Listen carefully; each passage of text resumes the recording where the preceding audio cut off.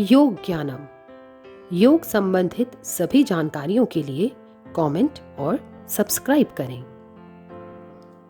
इस एपिसोड में हम जानेंगे योग के विभिन्न प्रकारों के बारे में।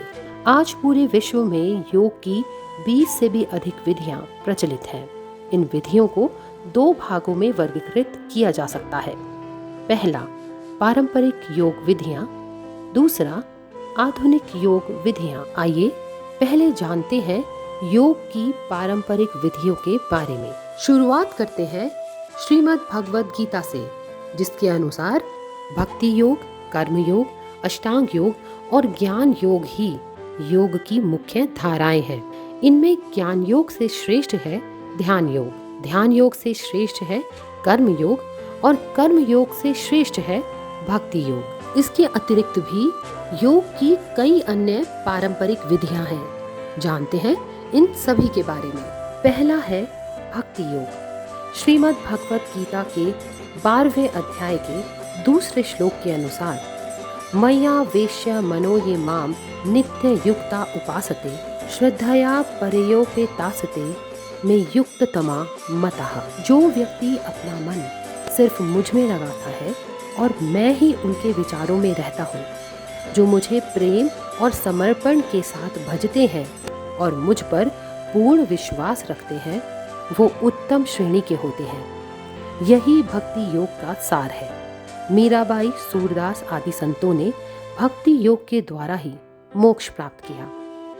कर्म योग। कर्मण्येवाधिकारस्ते मा फलेषु कदाचन मा कर्म फल हेतुर्भो मा ते संगोस्त्व कर्मणि। कर्मफल तथा आसक्ति से रहित होकर ईश्वर के लिए कर्म करना वास्तविक रूप से कर्म योग है और इसका अनुसरण करने से मनुष्य को समृद्धि तथा निःश्रेयस अर्थात कल्याण की प्राप्ति होती है। योगः कर्मसु कौशलम। कार्य को कुशलता पूर्वक और पूरे मन से करना योग है। तीसरा, अष्टांग योग, जिसे राजयोग और ध्यान योग के नाम से भी जाना जाता है। महर्षि पतंजलि द्वारा संकलित ग्रंथ योग सूत्र में राजयोग का वर्णन किया गया है, जिसके 8 अंग होने के कारण इसे ही अष्टांग योग के नाम से भी जाना जाता है। ये 8 अंग इस प्रकार हैं: पहला यम, दूसरा नियम, तीसरा आसन, चौथा प्राणायाम, 5वां प्रत्याहार, छठा धारणा, 7वां ध्यान और 8वां समाधि। आजकल प्रचलित योग की अधिकांश विधियां किसी न किसी रूप में अष्टांग योग का ही भाग है। राज योग का अष्टांग स्वरूप व्यवहारिक रूप से सबसे कठिन माना जाता है, क्योंकि आज के संदर्भ में इसके 8 अंगों का पालन करना सबके लिए आसान नहीं है। परंतु ब्रह्म कुमारी विचारधारा के अनुसार राजयोग एक ऐसा योग है जिसे हर कोई कर सकता है और इसमें कोई धार्मिक प्रक्रिया या मंत्र आदि नहीं है।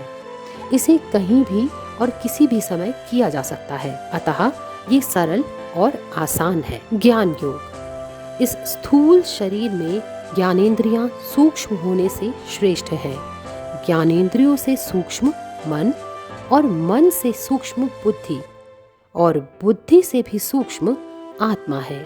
ज्ञान योग में उस आत्मा को जानना ही परमात्मा को जानना है। ये ज्ञान की उच्चतम और अंतिम अवस्था है, जिसके कारण साधक परमात्मा के साथ एकाकार हो जाता है। ज्ञान योग के अनुसार जीव और परमात्मा की एकता का ज्ञान हो जाना ही मोक्ष है।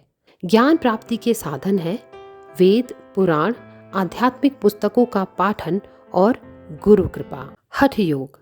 सामान्यतः हठ योग को लोग हठ पूर्वक या जोर जबरदस्ती से किए जाने वाले योग के रूप में समझते हैं, लेकिन योग शिखोपनिषद और सिद्ध सिद्धांत पद्धति में दिए गए सूत्रों के अनुसार हठ योग का अर्थ है ह अर्थात हकार या सूर्य या पिंगला नाड़ी और ठ अर्थात ठकार चंद्र या इड़ा नाड़ी। इन दोनों के प्रवाह को मिलाना, जिससे सुषुम्ना नाड़ी का प्रवाह शुरू हो सके। हठ योगी स्वात्मा राम जी द्वारा रचित ग्रंथ हठ प्रदीपिका के अनुसार प्रणम में श्री गुरुनाथ स्वात्मा रामेण योगिना केवलम राजयोगाय हठ विद्योपदिश्यते। अर्थात श्री गुरुनाथ को प्रणाम करके योगी स्वात्माराम केवल राजयोग की प्राप्ति के लिए हठ विद्या का उपदेश करते हैं। अतः हठ योग को राजयोग, जिसे हम अष्टांग योग भी कहते हैं, का पूर्वाभ्यास कहा जाता है। कुंडलिनी योग और सहज योग। हमारे शरीर में स्थित कुंडलिनी शक्ति को जागृत करने के लिए कुंडलिनी योग किया जाता है। यह शक्ति हमारे मूलाधार से कुछ ऊपर की ओर अपने मुंह को नीचे करके 3.5 कुंडली में सुप्त अवस्था में विद्यमान है। कुंडलिनी योग द्वारा इस शक्ति को जागृत करते हैं, जिससे यह हमारे मेरुदंड में स्थित षड चक्रों मूलाधार, स्वादिष्टान, मणिपुर, अनाहत, विशुद्धि और आज्ञा चक्र को क्रमशः भेदते हुए ऊपर उठती हुई सहस्त्रार चक्र से मिलती है और 1000 पंखुड़ियों वाले कमल की अनुभूति के साथ परमात्मा से साक्षात्कार होता है। इस अवस्था को समाधि कहा गया है। हठ योग कुंडलिनी योग का ही एक साधन है। परम पूज्य श्री माताजी निर्मला देवी ने सहज योग के नाम से कुंडलिनी योग परंपरा को विस्तार दिया। इसके अतिरिक्त भी कुंडलिनी जागृत करने के कई और उपाय भी हैं। क्रिया योग। कई शताब्दियों तक क्रिया योग लुप्त रहा। क्रिया योग को ख्याति प्राप्त हुई परमहंस योगानंद जी द्वारा अपनी आत्मकथा पर लिखी गई पुस्तक योगी कथा अमृत, एन ऑटोबायोग्राफी ऑफ अ योगी के द्वारा। इस पुस्तक में परमहंस योगानंद जी ने बताया कि माँ अवतारी बाबा जी ने क्रिया योग की दीक्षा अपने शिष्य लाहड़ी महाशय को दी। उन्होंने अपने शिष्य स्वामी श्री युक्तेश्वर गिरी को और उन्होंने अपने शिष्य परमहंस योगानंद जी को क्रिया योग सिखाया। वहीं महर्षि पतंजलि ने अपने योग सूत्र में इसका वर्णन किया है। इसके अंतर्गत इन्होंने 3 क्रियाओं को बताया है: तप, स्वाध्याय और ईश्वर प्राणिधान। लय योग और नाद योग। लय योग को ही नाद योग भी कहा जाता है। लय योग से अर्थ मन को लय कर देने से है। मन को लय करने के लिए साधक अपनी चेतना को बाह्य वृत्तियों से समेटकर अंतर्मुख करके भीतर होने वाले शब्दों को सुनने की चेष्टा करता है, जिसे नाद कहते हैं।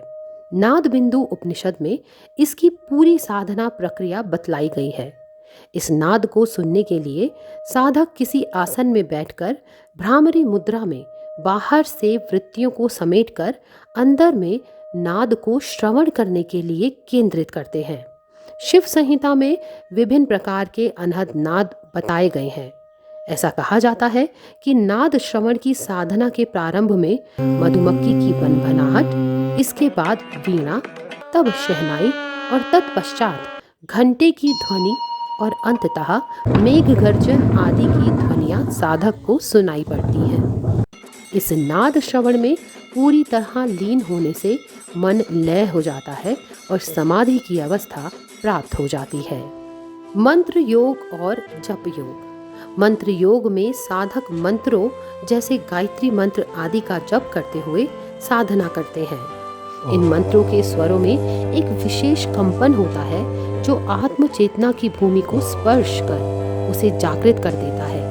मंत्रों के बार बार दोहराने की क्रिया को जप कहते हैं। अतः मंत्र योग को ही जप योग भी कहा जाता है। मंत्र योग में जप जब भीतर से स्वतः होने लगता है तो वहाँ समाधि की स्थिति प्रकट हो जाती है। तंत्र योग। तंत्र योग का अर्थ तांत्रिक साधना पद्धति से है।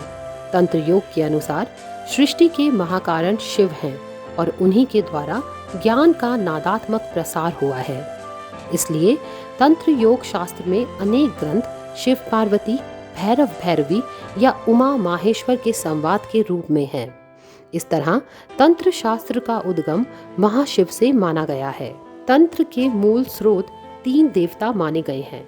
इसलिए तंत्र योग शास्त्र भी इन्हीं के नाम पर 3 भागों में विभाजित है: वैष्णवागम, शैवागम, शाक्तागम। तंत्र योग साधना में विभिन्न प्रकार के मंत्रों का वर्णन आता है, जिसे सिद्ध करने के अनेक पूजनोपचार एवं विधियां साधकों द्वारा अपनाई जाती हैं।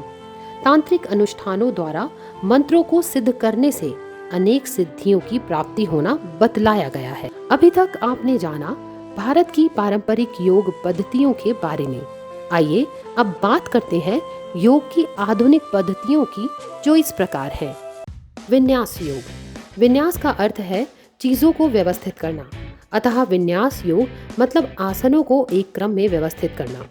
इसमें एक के बाद एक योग आसनों का अभ्यास क्रमवत बिना रुके करना होता है, और ये ही बात इसे सामान्य योग आसनों से अलग बनाती है। हर रोज केवल 20 मिनट के लिए इसका अभ्यास करने से शरीर में रक्त का प्रवाह बढ़ता है, यह हृदय गति को बढ़ाता है और मन को शांत करता है। सूर्य नमस्कार विन्यास योग का सबसे प्राचीनतम उदाहरण है। अयंगर योगा। अयंगर योग का प्रतिपादन स्वर्गीय योग गुरु BKS अयंगर ने किया था। उन्होंने आसनों को सही तरह से करने के लिए कुछ सहायक चीजों का आविष्कार किया था, जैसे ब्लॉक, बेल्ट, रस्सी और लकड़ी की बनी चीजें आदि। उनकी लोकप्रियता के कारण इस योग का नाम अयंगर योग पड़ गया। दूसरे आसनों की तुलना में इन आसनों को देर तक करने पर ही शरीर को पूरी तरह से इसका लाभ मिल सकता है। बिक्रम योगा और हॉट योगा। इस योग विधि को योग गुरु बिक्रम चौधरी ने परंपरागत योग तकनीकों के आधार पर तैयार किया था और 1970 के दशक की शुरुआत में इसे लोकप्रियता मिलनी शुरू हुई थी। विक्रम की कक्षाएं लगभग 90 मिनट तक चलती हैं और इसमें 26 मुद्राओं और 2 सांस संबंधी व्यायामों की श्रृंखला का एक सेट पूरा कराया जाता है। ये सब एक ऐसी जगह होती है जहां का तापमान 40 डिग्री सेंटीग्रेड और आर्द्रता 50% के आसपास होती है, जो इसे खुले तौर पर हॉट योगा के एक स्वरूप में पहचान दिलाता है। पावर योगा। पावर योग को सूर्य नमस्कार के 12 आसनों और कुछ अन्य आसनों को मिलाकर बनाया गया है। इस योग में एथलेटिक क्रिया का प्रयोग किया जाता है। पावर योग में सभी क्रियाएं बहुत तेजी और बिना रुके की जाती हैं, जिससे शरीर की कैलोरी बर्न होती है और खूब सारा पसीना आता है। इसमें मुख्यतः सांसों की गति बढ़ाने से ज्यादा शरीर के लचीलेपन पर जोर रहता है। ये योग सभी के लिए एक जैसा नहीं है। पावर योग हमेशा कुशल योग शिक्षक के निरीक्षण में ही करना चाहिए। पावर योग जिम जाने वालों के लिए एक उपयुक्त विकल्प हो सकता है। एरियल योग। एरियल योग को एंटी ग्रेविटी योग भी कहा जाता है। इसका मुख्य कारण ये है कि इसका अभ्यास आपको हवा में रहकर करना होता है। इस तकनीक के दौरान ऊपर बंधे किसी कपड़े या रस्सी को अपने शरीर पर लपेटकर योग मुद्राएं की जाती हैं। एक्रो योगा। एक्रो योगा में पारंपरिक योग के साथ साथ एक्रोबिक्स भी शामिल हैं। एक्रो योग आपके शारीरिक और मानसिक स्वास्थ्य के साथ साथ आपके शरीर को लचीला बनाने में भी सहायता करता है। इस योग क्रिया का सबसे मुख्य बिंदु ये है कि इसे आप अपने पार्टनर के साथ करते हैं, ताकि हेल्थ के साथ साथ दोनों में बॉन्डिंग का लेवल भी अच्छा हो। इस प्रकार हमने जाना कि किस तरह आधुनिक युग में अपनी आवश्यकताओं के अनुसार योग ने अपना स्वरूप तो बदला है, किंतु उसका परिणाम और उद्देश्य आज भी पारंपरिक योग पद्धतियों के सापेक्ष ही माना जा सकता है। आप अपनी आवश्यकता और जीवन पद्धति के अनुसार इनमें से किसी भी योग पद्धति का चयन कर सकते हैं, जो आपको शारीरिक, मानसिक और आध्यात्मिक उन्नति की ओर अग्रसर करने में सहायक होगा। तो आपने किस पद्धति का चयन किया, हमें कमेंट बॉक्स में जरूर बताएं। और हाँ, एक रोचक जानकारी के लिए इंतजार करिए योग ज्ञानम एपिसोड 4 का। तब तक के लिए धन्यवाद। हमें लाइक, कमेंट, शेयर और सब्सक्राइब करना ना भूलें।